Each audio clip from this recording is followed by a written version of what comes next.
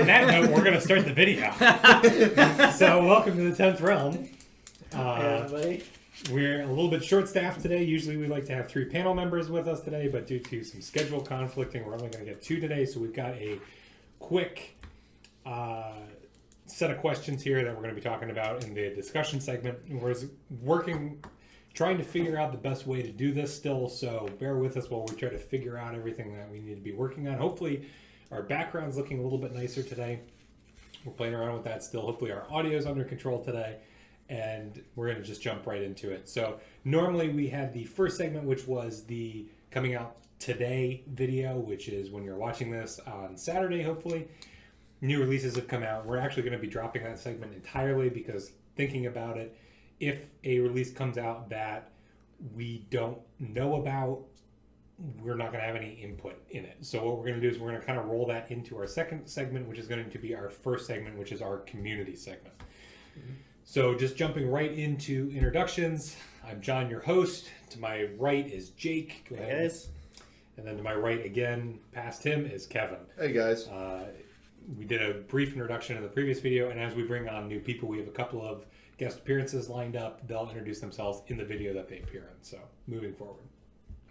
So talking about the community in our first segment, and chapter times are in the description box below, so you can jump around, just go right to the discussion segment if you want to.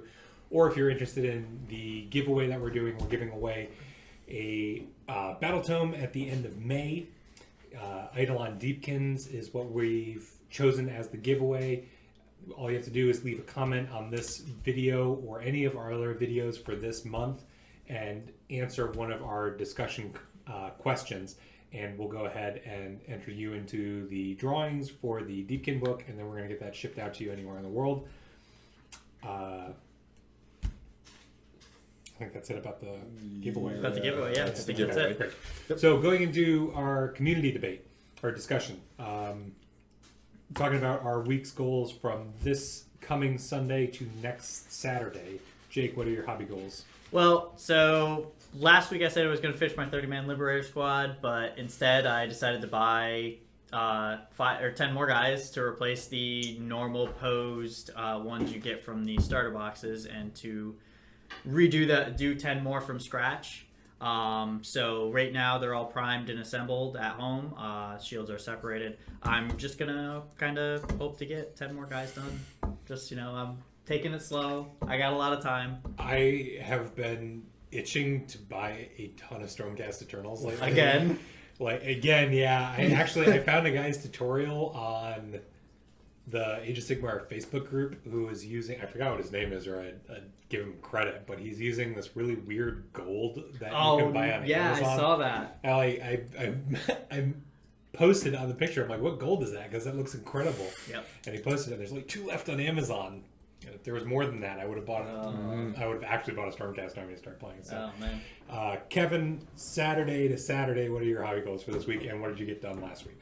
So last week I said that I wanted to get 90 Plague Bearers done. I only got 50 of them done, but that's still a lot. Yeah, nice job.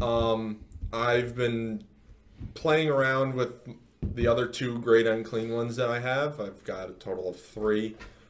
So I'm hoping to get the other 2 done this week, as well as the trees, and I'm hopefully the Glotkin that I ordered will come in, and I can get that in a nice fleshy color for the Triumph. Yeah, I still don't know how I feel about the fleshy color. It makes me really uncomfortable. I like like the green you had first, and then you showed us the fleshy color, and I was just like, no. That's the point. It's so gross. I like the flesh. I like the fleshy bases too. But yeah. The fleshy bases I like. The fleshy bases are the problem because I couldn't. You can't. They don't come in like the whatever it was. It's like 100 or 120 millimeter for the Great Unclean one.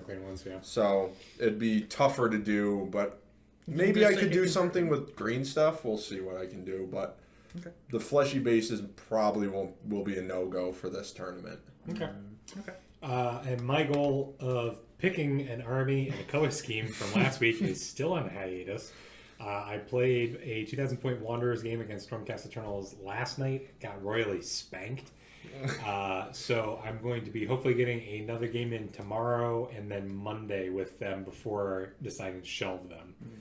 I'm leaning towards Iron Jaws at this point. I actually just put in my order for the Christmas collection box that they have. I got 2 of those, a Maw Crusher, another box of Brutes from my local game stores coming in. So I'll either have that army or I'll be running that at Triumph. But So, well, how did you like specifically get spanked with Wanderers? so he was running the +1 armor save artifact bubble thing. He was doing the same thing you command did. trait. Yeah, the command staunch trait. And then defender. staunch defender, and then the lantern that gives a unit +1 armor save. Okay, So he it's like keeps Castellan. he lightning struck in his Oh. 2 units of paladins, his 5 units of liberators, his 2 units of prosecutors, his Dracoff, and something else. Is that all in one turn? No, it came in piecemeal. But Okay. on turn 1 on the table, he had his hero that had the lantern to give the +1 armor save. He had a Lord Relector with the icon, and 2 units of Judicators and a unit of Paladins with the Spear Glaives. Okay, so pretty much what the problem was he positioned those Spear Glaive guys No. against all your shooting. Nope, because my shooting doesn't come on the table. And so I deployed along his table edge and came up behind him. But a 2+ armor save. With no rend. Yeah, it's tough. Even with -3 rend on turn 1. You Because didn't spank them. the Wanderer's bows give you -3 rend, but you miss your hero phase, so you don't get the double shoot in a turn when you walk on. And then you also don't get to use your command ability, so you don't get to reroll hit rolls of 1. So I played it wrong. I should have waited a turn to get the -3 rend arrows, so I get the reroll hit rolls of 1. I was really impressed with Eternal Guard, though. They are monsters. Yeah. When you put Divine Shield and Shield of Thorns on them, they are tough. Especially when you park them in a Wildwoods. That's on the table. Yep. And they've got a 2-up save, re-rolling, and 1s and 2s. 1s and 2s, and 4s or higher cause mortal wounds back on the unit that's attacking them. That was so real maybe you nice. should start taking That more was Tunnel Guard. really Aren't they rough. cheaper than Blade Guard? Like hand over fist cheaper, yeah. But there's not enough terrain in a tournament, and you also can only put 1 Mystic Shield and 1 Shield of Thorns on a unit. Yeah. So really, it's a unit that was anchoring. We were playing Knife to the Heart, so I had the Eternal Guard, a unit of Sisters of the Thorn, and my Spellweaver on my objective, and then move my entire army past them. I was super impressed with Waste Riders. Though They seem really good. The Hail of Doom arrow, the 3d6 at -2 and 2 damage each, is super nice. But the army being basically a 1 pump and you're done kind of deal, Yeah. I'm not really optimistic about it. Because so if you come across an army that's got 1 or 2 really powerful, tough units, and you're going to dump all of it into it, and then you're just hitting on 3s, wounding on 4s with no rend, 1 damage, shots at 20 inches, and you're going to be in a lot of trouble real quick. So, I mean, but if you come across an army like Legions of Nagash with Nagash in it, you wayfinding paths behind Nagash, and you drop 60 shots into him. He's so at -3 rend. There's a good chance he's probably neutered. Yeah, he's done. taken. Either he's going to be brought down all the way on his damage table. I don't think you're going to kill him. No, but you're you gonna hurt him a lot. Yeah. So So I gotta weigh the options. Whereas Iron Jaws, I can just kind of run across the table and smash somebody, and I feel like I could do that a little bit. yeah. Yeah. Iron Jaws are fun. They're They're a lot of fun. That was the first thing you started with in Age of Sigmar back when it came out. They came out. Yep. I remember that. Yep. So, in addition to talking about our own hobby goals, we're going to be talking about anything. So, because we're dropping the first segment, we're going to be expanding the second segment. We're going to be talking about anything cool that we've seen online. If you haven't seen anything cool online, we're just going to skip over you. But if you've seen anything cool online, go ahead and plug somebody or pass. And then we're also going to be talking about army lists that you guys submit for us, or just top tier army lists that we're going to try to deconstruct and figure out why they're doing well, what the counters are for them, how to deal with them, that kind of stuff. Unfortunately, we don't have an army list for us today because we don't have enough viewers, so we're still waiting on an army list to be submitted. Next week, I'm just going to pull the trigger and I'm going to give these guys a week's heads up on which competitive list we're going to be deconstructing. We're going to do that one. Yeah, that'll be cool. And then as far as what we've seen on the internet that we find interesting. This is again something that I just sprung on these guys because we're changing the structure of the show.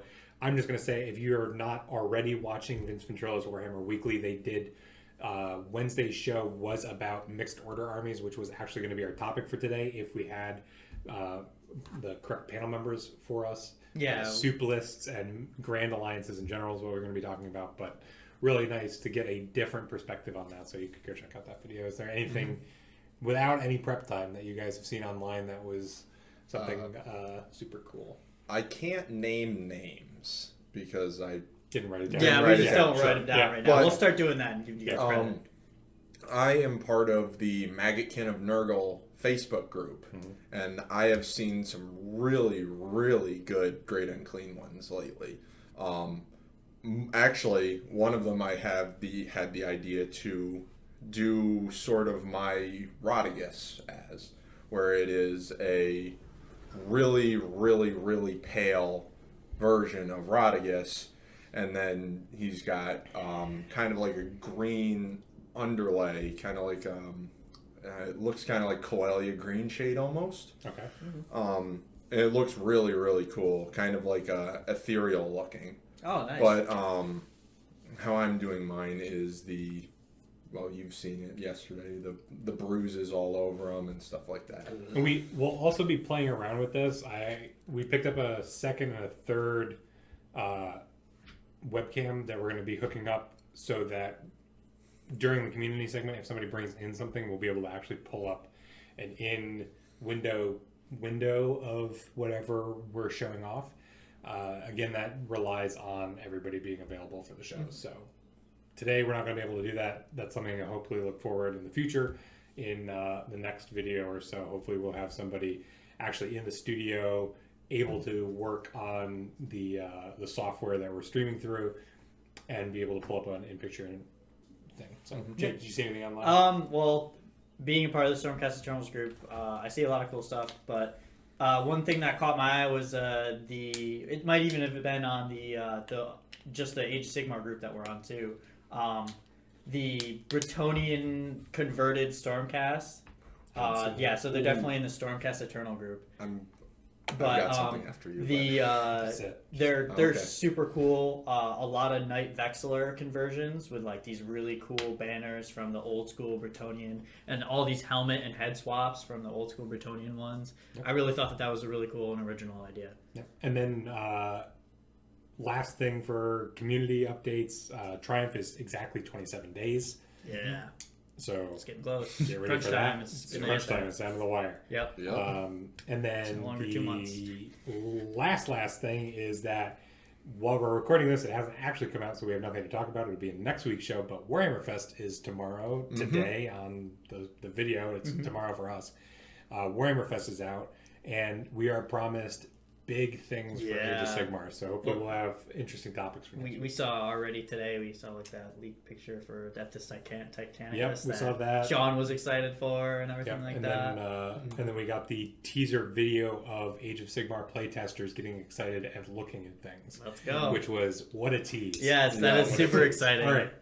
So jumping into the debate portion of the show, which is what we do at the end of every video after we talk about the community and what we're personally working on and the real meat of this show and why we're trying to do this and what we think is a lot of fun. We're going to be talking today about Behemoths and their role in General's Handbook 2017. So later down the line, this video might be outdated if General's Handbook 2018 has come out.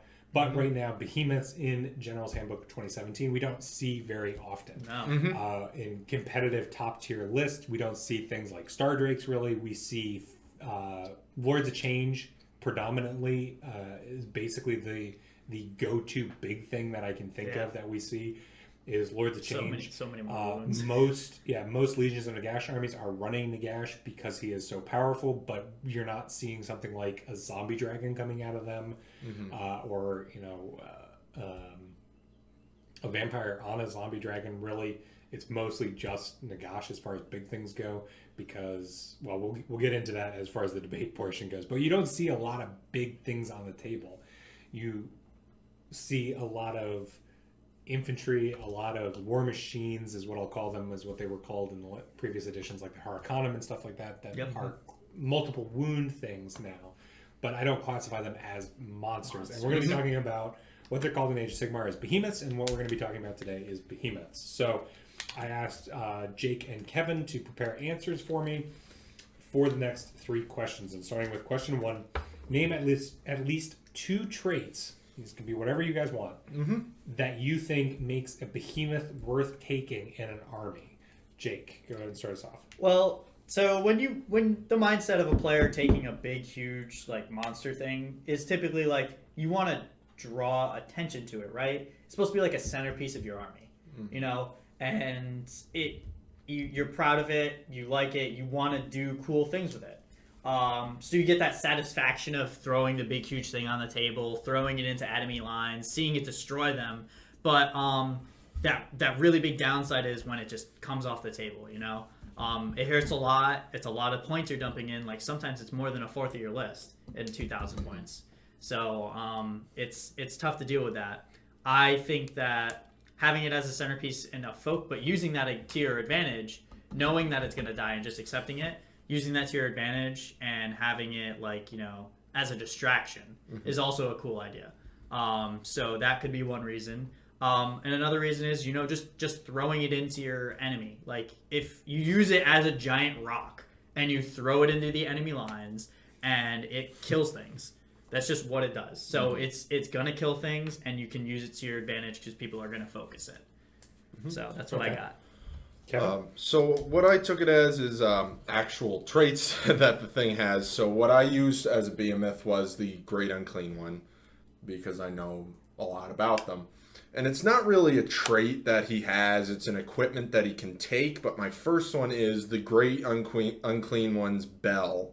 And being that it adds 3 inches to whatever is within 7 inches, and it's not wholly within, it's just whatever is within 7 inches gains plus 3 inches on their move, which is huge for Nurgle armies. Dude, you move so slow without it. If you get a 1 for your wheel for the first turn, you're adding 2 inches on top of that. You're adding a possible 5 inches onto whatever is within that 7 inches. Yeah, and then you have to tree by it. Yeah.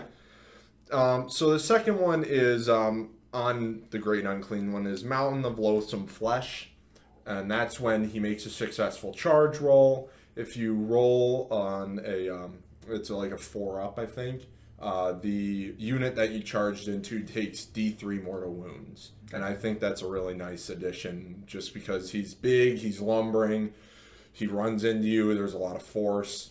Take mortal wounds. Yeah. Okay. And my 2, I guess traits might have been a misleading term. My 2 reasons to bring a behemoth in your army is number 1 is it's kind of a 2-part question or answer is points to wounds and points to damage. So maybe points versus effectiveness is what I would say is my number 1. And that would be something like a Ale Guzzler or Gargant. Doesn't have a lot of survivability, doesn't have a lot of wounds, doesn't have a lot of damage output, but it is pretty expensive. And it competes in a slot by itself under the behemoth keyword because you are restricted on behemoths. Yep. So something like that versus something like Nagash, who has a ton of survivability, a ton of wounds, a ton of damage output, has threats in all the phases. He can move super fast. He flies. He can he can cast spells, probably the best out of anybody in the game right now. He's not a slouch in close combat, being able to just put massive hurt out with his sword and his staff, and he competes in all the phases. And then my second, and I think this is probably even more important than anything else, is if your behemoth looks awesome, you should put it in your army. Like the Bray herds or war herds or whatever they're called now, Gorgons, are awesome looking kids. They are. I don't think that they are anywhere close to the definition of even usable, but they look awesome. And so if you're playing a Beastman army, you should have one in it. I think the Ironclad is a mandatory choice, but it's also just such a cool thing for overlords that you should be putting it in there. I think that if your army has access to a behemoth that looks really cool, you should probably be putting it on the table. I know that the Maw Crusher, I've been playing around with my Iron Jaws lists, and I think that's a little bit too overpointed for what it does, but it's so cool. It's a flying cabbage. Yeah. I want to put it in my list. Are you gonna actually paint yours green? Oh, absolutely. No. I can't draw that comparison anymore. It's ruined for me. It is a cabbage, but all right. So those are our opinions on why you should be bringing behemoths, and we're gonna go right into question number 2, unless anybody has anything that they want to add or completely disagree with somebody that was on the panel already. No. Okay. That was my bad. All right. For... So don't worry about it. So General's Handbook 2017 gave us tons of incentives for maxed out sized infantry units, primarily being in the massive regiments department, which is if you're a maxed unit size, you're getting a discount in your points. I was thinking it was with skeletons, they go down from 80 to 20 points for 10. Like massive reductions in that last 10 that you add to the unit. And they're also one of the primary scoring mechanics in the General's Handbook right now. It's more often than not, it's who has the most models next to an objective. It's not wounds, it's not heroes, other than the Places of Power one where it has to be heroes. But most of the time, it's got to be infantry units, and then it's the majority of them near the objectives. So give me a brief explanation as to why you think you should bring a behemoth over a battle line or an infantry unit, keeping in mind that scoring is so important in this game and that you need number of models to be able to do that. And if you don't bring behemoths, why don't you? And we're going to start with Kevin. So I run more of a balanced list. So I usually bring max unit size. So right now I have one unit of 30 plague bearers, one unit of 20, and another unit of 20 in my list. I also have 3 behemoths in my list. So I run balanced, but why I would bring a behemoth in an army over battle line is to run a distraction. Or infantry. Or infantry, yeah. So I would run a distraction with it. Okay. It's definitely just throw it at the enemy and hope the enemy worries about the big thing versus the small guys taking objectives. And yeah, you can sacrifice units for that, and I think it's definitely something that you should have to draw, if not anything, draw attention to it. Okay. Do you feel that 3 is a little excessive? I don't. Honestly, because of the buffs that they're giving out. Okay, because at that point, I would think that having 3 is more definitely leaning towards having more behemoths in a list and focusing on them. It's just I would not call a 3 behemoth army a balanced army. Yeah. In my opinion. Also, I have 70 guys in the list as well, but I guess that's I suppose. Yeah, it depends on it depends on how many things. But Jake, what do you think? So honestly, I would rather take a 30-man block of plague bearers or a 30-man block of liberators over a behemoth. I really don't see the direct comparison of taking a 500-point 600-point dragon against 60 wounds worth of guys.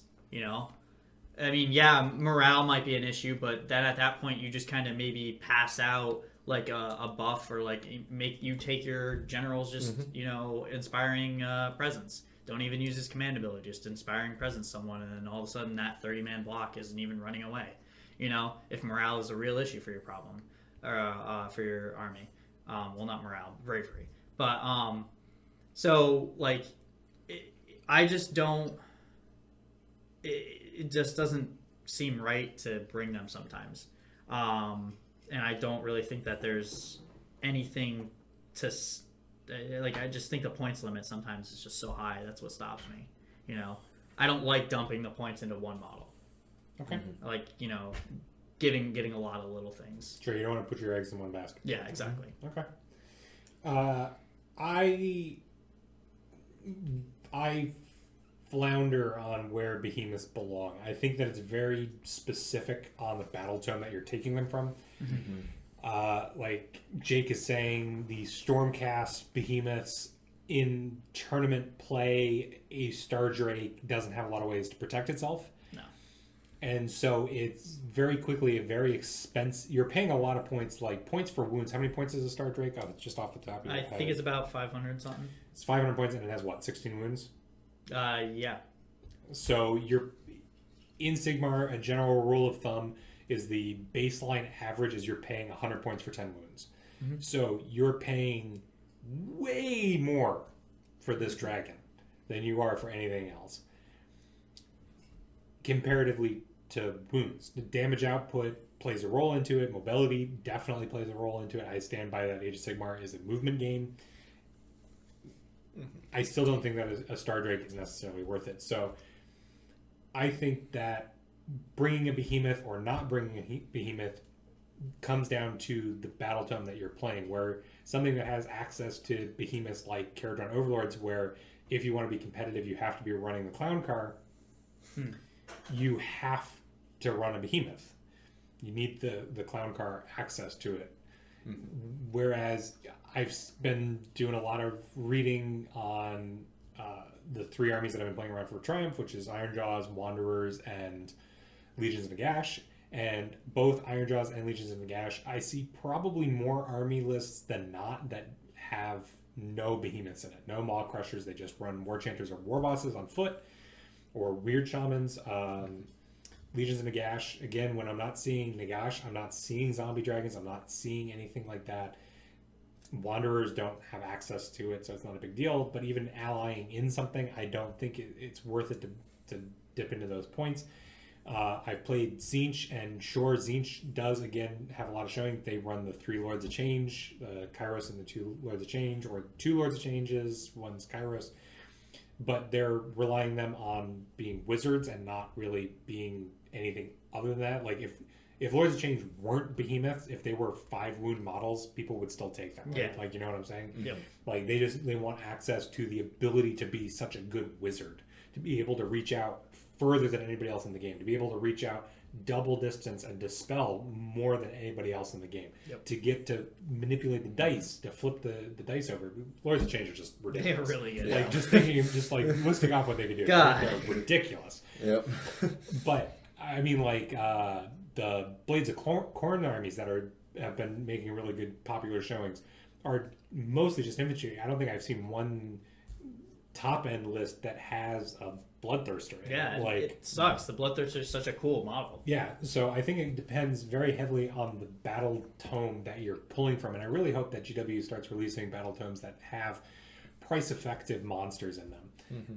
We've seen Deepkin come out, and we've already seen people analyzing it and pretty much passing on the Leviathan. The Leviathan. If Sean was here, who's playing Deepkins, he would also tell you that, unfortunately, in even cost-wise, monetarily, one Leviathan is the same as an Eidolon, and he would rather run 2 Eidolons in an army than an Eidolon and a Leviathan. It's just, it's such a cool model, and I'm probably still going to buy one just to paint it because it looks awesome. Yep. But, or maybe really I'll slap a War Boss on the back of that. And use it use it as a Maw Crusher. You know, they salvaged it, but whatever. Like, it's a bummer that the Behemoths aren't really making a show unless they bring something huge to the table. Like, you're not seeing Sylvaneth armies bring Durthu, but I don't really consider them to be like that monstrous. They're really cheap points wise. They're like one Spirit of Durthu is the same as 2 Morghasts from Legions of Nagash points wise. I mean, like, yeah. So I would say that I think the major prohibitive thing and the major incentive for Behemoths is the battle tome that you're running. Okay. Yep. So would you think that coming out in General's Handbook 2018, do you think we can see that they balance out more points for Behemoths, make them a little bit more cost effective to take in an army? Or the problem with general points decrease in monsters is if you go too far, then the game becomes monster spam. Yeah. There's no check and balance outside of points on these things, unfortunately, because say that the Star Drake gets dropped down to, and we're making up numbers here, I'm not saying this is the case, we'll say the Star Drake gets dropped down to 300 points, and that number is sweet enough spot for what the Star Drake is that you see 3 Star Drakes in every Stormcast army. Or, Great Unclean Ones get dropped down to 180 points and you see 3 of them in every single army. Like, it's a scary line to walk, and very similar to why you can't say that you can't shoot heroes if there's a closer unit, because then you have to readjust the points for literally everything in the game. Because if monsters become cheaper, then infantry and heroes need to become cheaper to make them more appealing than monsters. And then if you make those 2 cheaper, then you're just making the game drawn out more and more miniature based and less skills. Well, not skill, I guess but I mean, like, you go from having a 50 model average army, and again, I'm just pulling numbers out of nowhere, average model army, and pushing it to 80, because you're just shifting the scale down. Because if you make monsters cheaper, then you need to have answers for it, and there aren't necessarily answers for monsters outside of that. There are commitment and points to be put into. It's tough. It's tough. And like another big thing on like the one last note is like the difference between a monster and a small 5 wound hero is you can hide that 5 wound hero behind terrain so much easier. Like I would rather take 5 random 100-point heroes and hide them behind buildings and let them cast spells and do all this other stuff than take a giant, thing that, his wing is like all the way out here and you can totally see him. Like there's no describing that he's not behind this rock. Like it's just tough. Like you can't hide them. There's nowhere to put them on the board that they can't be seen. Like Nagash, you can't hide him behind the Skull Vein Manor. Like, really? The big cat. No, his head pops up over the top. Like there's just that's nothing. so sad. And then monster. So I think maybe an interesting thing would be if monsters in the new General's Handbook could benefit from cover. That might be able to push them into because then it model 75% in or something. Yeah, because then it forces. I'd say that changes. Then it forces you to play a run up the table and cover kind of thing. It changes. You can't just give them +1 to their armor save, because then they're just going to run up the table. But if you make them hide behind cover, that might make them take a little bit longer. So I mean, that might be something. And there's a little bit of potential hint at that with the Leviathan giving everybody +1 cover, except for himself, which seems silly. Like you can't just give the thing cover. Right, he's a giant thing supposed to be throwing out. I mean, he already does have a 3-up armor save. That's fair. So, I guess going to a 2-up is probably pretty tough. Whatever, but there's ways that potentially monsters could be a little bit more incentivized, but I'm hesitant to say that I have the answer for that, because it's like a butterfly effect. It's one change on monsters could influence everything, and it would change the meta too, because things that can kill monsters really well become now phenomenal. Yeah, they've already been performing fairly well. Right, and so it makes it go. Yeah, so I'm dismayed that I don't think that a lot of monsters in Battle Tomes are subpar competitively, but as far as narrative or open play goes, I think they're fine. Yeah, definitely there. Anything else? No, I'm good. I don't think so. We'll go to the next one. All right, third and final question of the pre-prepared answers. And this is, across all armies, on average, keeping in mind that a lot of armies and and even lists play differently than lists in their own armies, how do you think most behemoths are utilized on the tabletop? An example would be as weapons or as distractions, and then give me a couple of examples of what you think. And Jake, we're going to start with you. Okay. So, I really honestly I kind of think they're mostly distractions. When I put a big thing on the table, my thought process is my opponent is looking at this. My opponent is thinking, oh wow, that's something big, where is that going? I need to get rid of that. That's a problem. Even if it's not in combat and actually hitting them yet or doing anything, people are just, if they don't, I guess not if they don't know what it is. If sometimes a lot of people that I found, or even myself, I'm just like, wow, that's a big monster. I don't like that.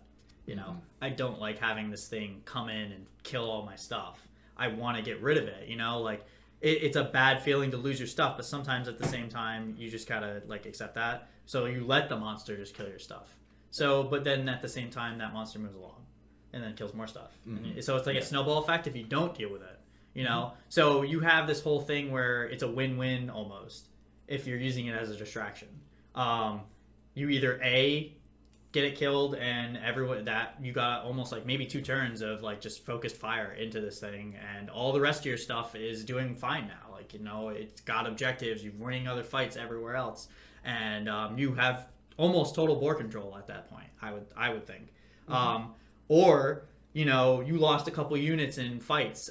They got overpowered by maybe like a 1v2 fight and like stuff like that. So, but now you have this you know, big giant monster like that's been fighting in the center, and now he can pick which side he wants to support. You know, like he wants to go like help over there that you've been losing now. Now you can go over and kill stuff over there now. So it's like a win-win if you use him as a distraction. In my thought idea.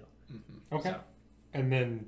Again, you've only ever played Stormcast and Sigmar, so your pool is a little bit shallower. I literally only have one. Right. So because I was asking for an example, the Star Drake and Storm Drakes. Star Drake. The Star Drake in Stormcast. Yeah. How did you run it when you were running it? Because I know you used to. Honestly, really only used it twice, 2-3 times. I didn't like it. That's why I stopped using it. But that's pretty much what I was doing. I would throw it in the middle of the table. I would try to support maybe a side. I would fling it into like maybe the weakest side I thought that was on my opponent's side, and maybe my opponent shifted their focus. You know, and honestly, typically it just got killed, so I wasn't really getting to use it. So that's why I'm like, you know, those games I got to control the board instead. So. Okay. All right. And then Kevin, give me again what you think the average behemoth use is, and then an example that you have used on the table. I am 100% with Jake here. The average behemoth is totally a distraction. I have played a lot of armies in the past. Pretty much every army that has a big thing that I have played has been a total distraction. As far as Iron Jaws with the Maw Crusher, I'd run it onto one side, and hopefully the opponent will divert units over to it to try and deal with it. As far as Seraphim, I used the Dread Sauron, and that was a real nice distraction. I played you that game. That was a tough game. Yeah. I won't lie. I had to pump so much stuff into that thing. Although the Dread Sauron is a lot of points. And I was so scared. For what he does. Yeah. But he is very scary. He didn't have much else on the table, but even then, like, I was stuck in combat for this thing for 2 turns. Like, at least 2 or 3. Yeah, it might have been 3. I think I killed it on the 3rd turn of shooting, and it was like, it murdered Stormcast and just ate them. Yeah. I was like, wow. Yeah. From my perspective now, being mainly Nurgle, the Great Unclean Ones, as you can tell, I run 3 behemoths in my army. I use them more as weapons. As far as I like to throw them into enemy lines and watch how they deal with them. This new list I'm working on has Glotkin, Rodigus, and the Great Unclean One with a Bell and Bile Blade. I haven't tested it out yet, but I want to see how the opponent deals with me screening the little guys and just throwing big characters in their face. So we'll see how that goes, but I totally 100% agree with Jake that most of the behemoths are total distractions. Okay, and my answer is why you're both wrong. Okay. Is in competitive play, behemoths are scalpels. You're not running behemoths in competitive play to be a distraction. If you're running a behemoth in a tournament You know what that behemoth is doing. You know what that target is. You know where the sweet spot is for that. And you know exactly what it needs to be doing. It runs in there, it does it, and then it breaks. That's its job. If you don't know that, you shouldn't be putting the behemoth on the table. Prime example is the Lords of Change. They're not just there to be shot at, because they are specifically there to shut down your opponent's magic phase and throw out a ton of spells that your opponent can't stop. If they get a 6 on their... either die as a 6 on their casting attempt, your opponent cannot dispel it because they get a 13 and you have to beat their dispel value. You can't do it. It's not there to be a distraction. It is 100% there to stop spells. And then, as a secondary ability, throw stuff out. Nagash is not a distraction. He is 100% there to win you the game. That is his job. So, distractions, I can see in local casual tournaments. Sure. Playing against somebody who hasn't played against your army before, you could probably leverage your monsters to be a distraction. They can overcommit, which is something that you can try to get somebody to go into. They can get really scared of something. Stone Tusks and Thunderhorn. Stone Horns and Thunder Tusks. Oh, there it is. Yeah, other way around. Stone Horns and Thunder Other way Tusks. around. I knew it was one of them. And they're a perfect example of overcommitting, because we saw those being picked up. General's Handbook 1, I think, is when they were being predominantly played with the Rampaging Destroyers ability in Bone Splitter armies with the massed shooting. So it wasn't Bone Splitters, it was Grand Alliance Destruction with a ton of Bone Splitter Arrow Boys and then the 2 Behemoths. And I fell victim to it at LVO last year, which was I overcommitted and tried to kill his Stone Tusk and Thunderhorn.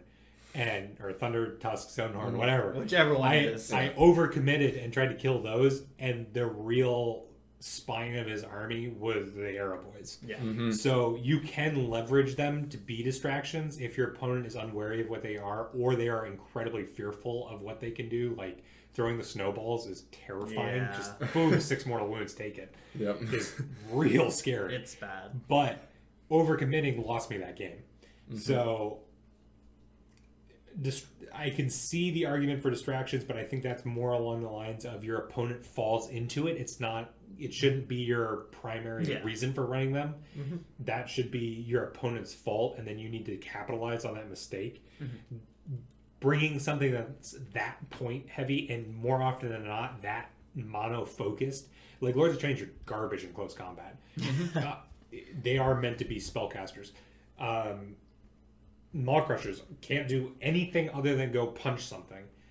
They're not fast. They don't win the movement phase. They're not wizards. Their command ability is okay. And so they're not leaders. They're not spellcasters. They're not fast. They are a brick or a rock. A rock. Said. They're You a rock. throw them and break the window. Throw it over there and you try to break the window. Right. But that's their job.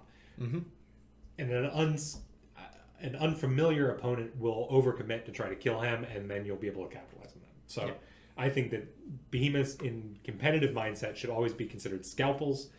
Distraction comes from your opponent's mindset of what a big monster is. Okay. Anything else? Nope. Anybody want to call me out on that? No? No, I mean, well, I don't really. I can see where it makes more sense. I'd like to call you out on my example, because the one I threw out was very tanky. They like to take wounds and just sit there. Yeah, but you were using pick them away. as weapons, though. You're specifically using them to modify your army. Is the difference? Yeah, I take them for their buffs, not for just running them in, though. Right. So I take them for the plus 3-inch move. So that's a scalpel. Yeah. They have a job to fill. You're not banking on your opponent committing to kill them. Yeah. Whereas, versus a Star Drake, I guess we'll go back to mine. I would say that a perfect example of a distraction monster is anything from Beastmen. Where they don't buff the army, they're not particularly killy, and they don't do anything, and they're not very survivable. Or Ale Guzzler Gargants are also another example of they're tall, they're easy to shoot at, and they're easy to sink a lot of shots into because they have multiple wounds. So those are distractionary monsters by themselves, and you could run them surgically, but anything that you put on the table that you have an intended goal for is what I'm arguing for. It should be a goal other than go run up here, maybe kill some stuff, but you're gonna die. Right. There should be no behemoth that you're saying you can die and I'm okay with it. Yeah. You need to be saying you should always be thinking, if you die, what am I going to do about it? But you should be saying your goal is X and you need to accomplish it. Yeah. And your great unclean ones buffing your army and to an extent casting spells. They start filling that goal. Yeah, they are already achieving goal X by being on the table. Yeah. So. All right, so our last question, as always, is an outlandish prediction. Neither Jake nor Kevin have read this outlandish prediction. No. At least I hope I left my notes out here. I almost looked at it earlier when he walked away, and I was like, no, I'm not going to do it. So, starting with... Who do we start with last time? You started Jake. with... So, Kevin, making an outlandish prediction, no matter how outlandish, about the next major tournament-winning list that includes multiple behemoths. What faction, or battle tome, I guess I should say, what battle tome and what behemoth are they running? Well, that's easy. Do you want my honest opinion? Do you It is want an my out- opinion, or do you want I actually? It's an Do whatever you outlandish opinion. It Okay. can be whatever you want, and it doesn't matter if it's complete malarkey. I'm hoping it's my next list. Yeah. All right. He's So- got some All real right, yeah, favorites. yeah, yeah. The- So three great and good ones. Yep. No. I'm thinking Glotkin actually. It's Okay. 2 great unclean ones. as far as his abilities to add an additional wound to a single unit and giving them an extra attack, along with that unit just having a -2 to melee and a -3 to shooting as far as hitting them. I think that's going to be the next best list as far as. All right, Jake.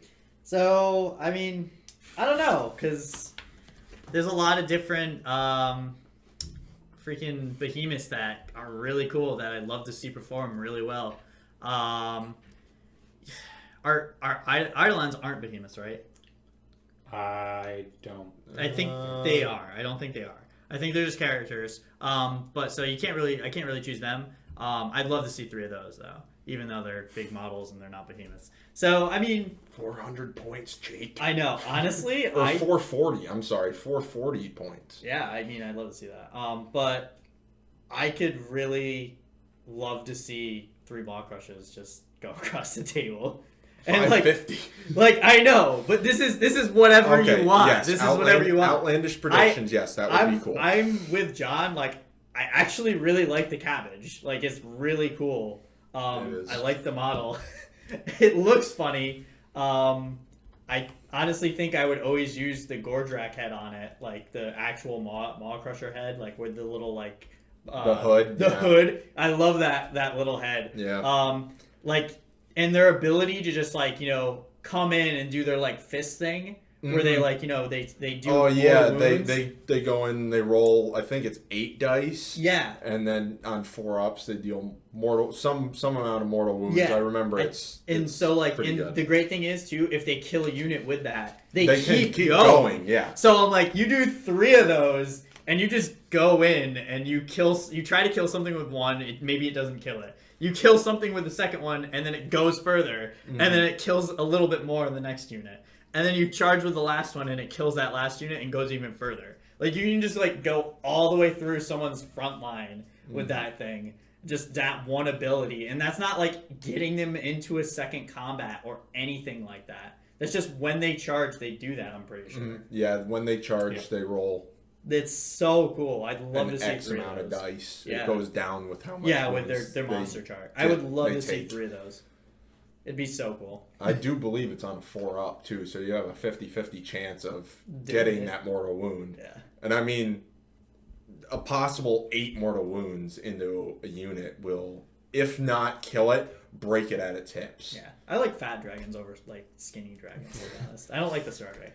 Well, I'm gonna cheat You're gonna cheat. I'm gonna cheat. Yeah, Oh, you, you used my phone. I did. I had to look up what they're called because they're so terrible. But I'm going to say that it's not going to be necessarily Behemoth, but it does have the monster keyword. Okay. So a little bit there. The Achillean Alopexes, I think, are going to be everywhere.